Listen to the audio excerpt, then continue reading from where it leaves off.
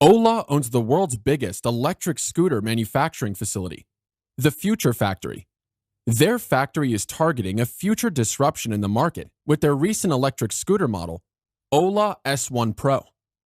This scooter could easily take over the market with its affordable price and high performance. This machine's peak torque value is an impressive 58 Newton meters, and its peak power is 8.5 kilowatts. However, despite these good performance numbers in the company's global plants, this scooter has some serious technical glitches.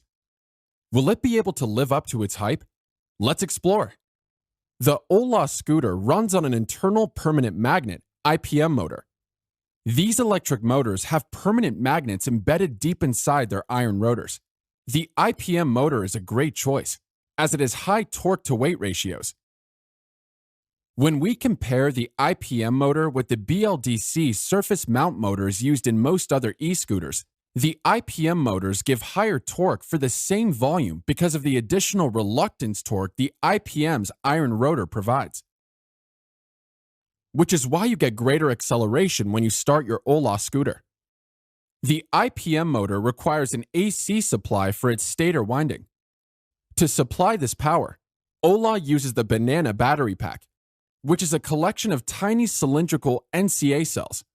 Obviously, we have to use a three-phase inverter in between to convert the battery's DC supply into an AC supply. A controller is also used in the scooter. Its main duty is to control the frequency of the alternating current. For example, when you accelerate, the controller gets this signal and it commands the inverter to increase the AC current's frequency. The greater the frequency, the greater the IPM motor's speed.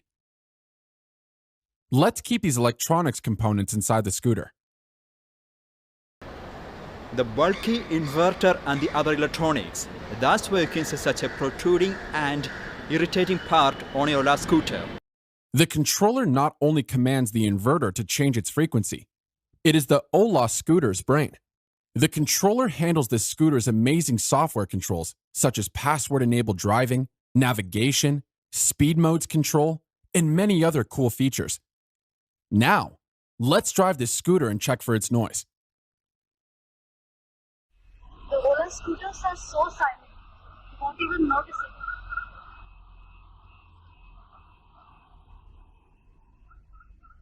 The reason for the noise difference between the OLA and other e-scooters is the transmission. As you can see, the IPM motor is placed in the center of the OLA scooter, and the rotational energy is transferred to the rear tire via belt transmission.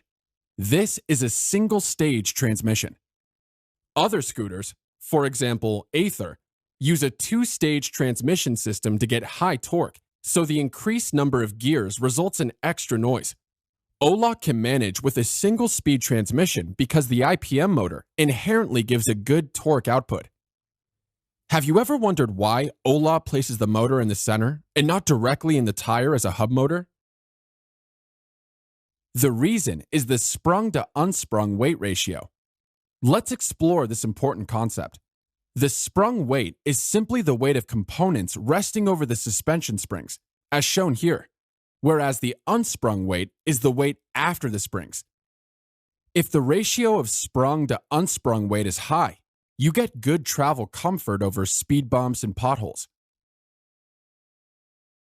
Here you can see the motor is a part of the sprung weight. Suppose OLA used a hub motor, which has an in-wheel placement. In that case, the unsprung weight increases and the ratio will decrease, leading to discomfort while you drive. For this reason, the OLA electric scooter uses a mid-drive motor rather than a hub motor. Did you notice something peculiar about this scooter's shock absorber? It is not inclined this way. Rather, it's horizontal. It's called a cantilever suspension, and you can see it clearly here. How do cantilever suspensions work, and why do OLA scooters use them? This cantilever suspension is an advantage for drivers because they get more of the boot space. One end of the suspension is connected to the chassis, and the other to a triangular lever. The lever is pivoted at this point. The other end of this lever is connected to the wheel. Just by observing these animations, you can see that as the tire moves up and down, the triangular lever rotates and transfers this motion to the shocks. One major issue with the OLA scooter is that when the user tries to drive it on hyper mode, the scooter automatically switches to normal mode after some time, due to the heating of the motor and battery. In hyper mode, the motor draws high power for a longer duration and overheats, along with the battery. If this overheating continues, the motor winding may burn and the battery can cause a fire. To avoid this result, a smart battery management system is employed and is integrated with the battery pack itself. This electronic system signals the controller to switch back into normal mode as soon as the battery's temperature goes beyond safe limits. This solution eventually saves the motor as well. This control is particularly important in India's warm environment. One of this bike's coolest features is the regenerative braking, which gives you more range. Here the motor acts as a generator. The braking happens here without any metal-to-metal contact. One interesting braking feature of this scooter is that, just by twisting the throttle in reverse direction, the regen will give you a more intense braking. As soon as you twist the throttle in reverse direction, the smart controller reverses the direction of the stator RMF. This gives the reverse torque to the rotor and the motor comes to a sudden stop. OLA calls this feature a forced regen. In short, the forced regen is equivalent to your hand forcefully stopping a spinning wheel by moving against it. One of the OLA S1 scooter's drawbacks occurs during a hill climb with a pillion passenger. The scooter fails to fulfill the high torque demand required for this situation. Another customer complaint about this scooter is that during normal turns, the handle reaches very close to drivers' knees if they are tall, causing discomfort. Additionally, the S1 Pro model recently had a fire incident, and government officials are investigating the root cause. Please check the video from Plug-in India to learn about some of the other issues of this scooter. All these concerns have obviously reduced public enthusiasm around the scooter. Many of you know that the OLA Electric Scooter was actually the app scooter of a Netherlands-based company, eTurgo. The app scooter was designed for European roads and Europe's 17 degrees Celsius summer temperatures.